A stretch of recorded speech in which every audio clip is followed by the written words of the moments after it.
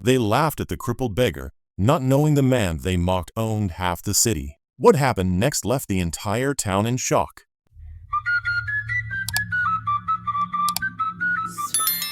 Jack sat by the roadside every day, his tattered clothes hanging loosely from his frail body. His leg was twisted from an accident years ago, and the children of the town often pointed at him, whispering cruel jokes as they passed. Merchants ignored him, noblemen sneered, and even the common workers pretended he didn't exist. To everyone, Jack was nothing more than a useless beggar. But what no one knew was that behind his weary eyes and quiet silence, Jack carried a secret. Long ago, before tragedy struck, he had been a brilliant businessman, a man who built empires while others only dreamed. He had wealth beyond measure, land, businesses, and even mansions spread across the city. But instead of flaunting it, Jack had chosen to live humbly after betrayal tore his family apart. He wanted to see people for who they really were, without the disguise of gold. One hot afternoon, a group of young men spotted Jack sitting near the fountain. They burst into laughter. "Look at him," one shouted, tossing a coin into the dust at Jack's feet. "That's all you'll ever get, scraps." The others laughed louder, clapping each other on the back as Jack silently picked up the coin. His lips curled into the faintest smile, but he said nothing. Among the crowd stood Sophie, a kind-hearted young woman who often passed that street. Unlike the others, she didn't laugh. She had seen Jack before, sitting quietly, never begging aggressively, never causing trouble. Something about his calmness unsettled her. That day, when the boys left, she walked closer and whispered, "Don't mind them. People are blind when they see only rags." Jack looked up, his eyes glistening with a wisdom Sophie didn't expect. "The world tests hearts, my child," he said softly, "and only a few passes." She didn't understand his words fully, but they stuck in her mind. Little did she know, her kindness would soon lead her into the greatest revelation of her life. The next morning, Sophie walked through the busy market square,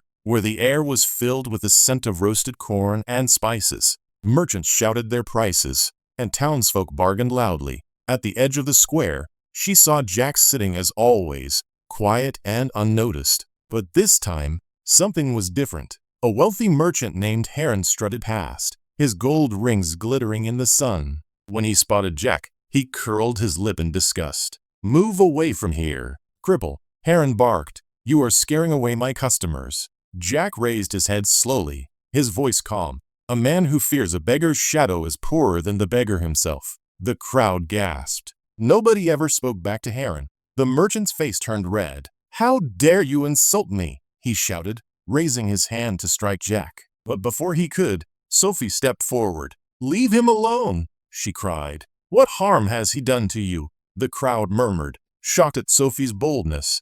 Ayaan sneered. "Defending this worthless cripple? Do you know who I am?" Sophie looked him in the eye. "And do you know who he might be?" The merchant scoffed and stormed off. But Sophie noticed something the others didn't. Jack's faint smile, almost as if her words had unlocked something within him. That evening, as the square emptied, Jack spoke to Sophie again. "Most see rags and mockery. You saw a man." He paused, studying her carefully. "Tell me, Sophie, if the poorest man in this city turned out to be the richest, would people treat him the same?" She frowned. "No, they only bow to gold, not to humanity." Jack nodded slowly, his eyes darkening. "And that is why their laughter will soon cost them dearly." Sophie shivered at his tone. She didn't know what he meant, but deep inside she felt the ground beneath her world was about to shake. The following days in the marketplace felt tense. Word of Jack's sharp reply to Ayaan had spread like wildfire. The beggar who never spoke had finally spoken, and not with weakness, but with wisdom. Some laughed it off, others whispered nervously, and a few began to wonder if Jack was more than he appeared. Sophie found herself drawn to him. She would bring him food, a loaf of bread, a jug of water, and every time, Jack's words unsettled her as if each one carried hidden meaning. One evening, as the orange sun dipped behind the rooftops, Sophie sat near him. "Why do you stay here, Jack?" she asked softly. "You are mocked, insulted, treated as if you were not human. Why endure it?" Jack's eyes flickered toward the crowd still bustling around the square. "Because a man learns more in rags than in robes. Here I see who people truly are, the kind and the cruel." Sophie studied him carefully. his crippled legs stretched before him, his hands dirty from the dust of the street. And yet, there was something regal in his posture, something unshaken in his gaze. "Jack," she said, lowering her voice, "who are you really?" He did not answer. Instead, he pulled from his pocket an old coin, heavy, golden, and unlike anything Sophie had ever seen. Its edges were carved with symbols she didn't recognize. "This," Jack said quietly, "was given to me when I was a boy, a reminder of what was stolen and what will one day return." Sophie frowned. "What do you mean?" Jack closed his fist around the coin, hiding it away. "In time, Sophie, in time, the city will remember who I am. But until then, they will laugh. And when the truth comes, their laughter will turn to silence." That night Sophie could not sleep. His words echoed in her mind. What was stolen? What would return? She had defended Jack out of kindness, but now she felt she was standing at the edge of a secret far larger than she imagined. And she wasn't the only one noticing. In the days that followed, others began watching Jack closely. Some saw the golden glint of the strange coin. Others heard his cryptic words. Rumors spread. Some said he had once been a prince driven into exile. Others swore he was a madman.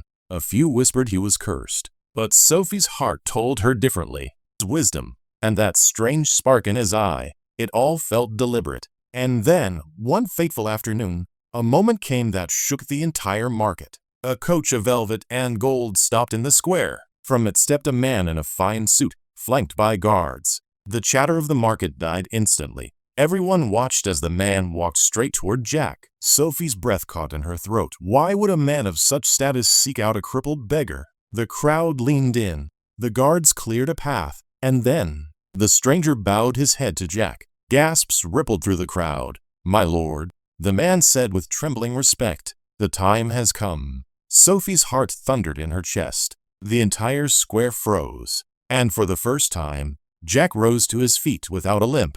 The market square was so silent you could hear the flutter of a bird's wings. Every eye was fixed on Jack, the man they had mocked for years, the crippled beggar they thought was beneath them. But now, standing tall, his posture regal, and his eyes alight with quiet power, he looked nothing like the broken man they believed him to be. Gasps and murmurs spread like wildfire. "He's walking. He's not crippled." Someone shouted. "Who is he?" cried another. Sophie's heart pounded as she tried to process what she was seeing. The finely dressed man who had bowed before Jack spoke again, his voice shaking with reverence. "My lord, the council awaits. The estate, the lands, the wealth, all of it has been prepared. Your enemies are gone. The city must now know the truth." The crowd erupted with confusion. Shoppers dropped their baskets. Children clung to their mothers. Even the merchants who once mocked Jack now trembled, unsure whether to flee or kneel. Jack lifted a hand, and instantly the chaos stilled.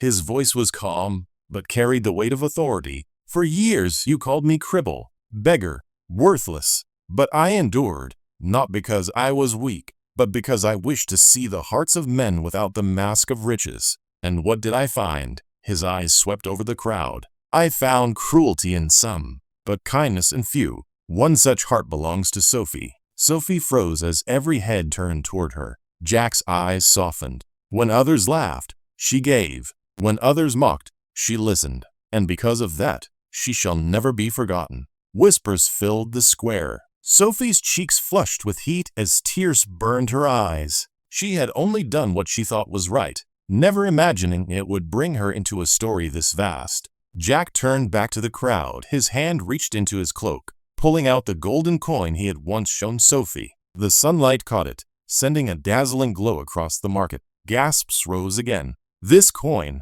Jack declared, "is no trinket. It is the seal of my family, the family that once ruled these lands. I am not Jack the beggar. I am Lord Jonathan of Harbridge, heir to the very estate that owns half this city." The crowd erupted. Some cried out in shock. Others fell to their knees in shame. The merchants who had spat at him now bowed their heads, trembling. Ayaan, the bully who once mocked him, turned pale as ash and tried to slip away, but the guards blocked his path. Sophie covered her mouth in disbelief. The man she had defended, the beggar she had pitied, was in truth the master of the city. Jack's gaze turned back to the people. His voice grew cold, echoing through the square. "You laughed at the cripple. You spat on the beggar. You turned your eyes away from the broken. And today you see the truth. A man's worth is not in what he wears, but in what he carries within. A hush swept over the crowd. Shame burned their faces. Then Jack's tone softened as he looked at Sophie. But one heart of kindness outweighs 100 of cruelty. Sophie, you proved what no coin, no crown, no title can buy: compassion. And for that, you will walk beside me. Sophie's tears spilled over. She bowed her head, overwhelmed, as the guards saluted, and the nobleman beckoned Jack toward his waiting carriage. The beggar was gone. In his place stood a lord, and the city that once mocked him would never forget the day they learned the cost of their scorn.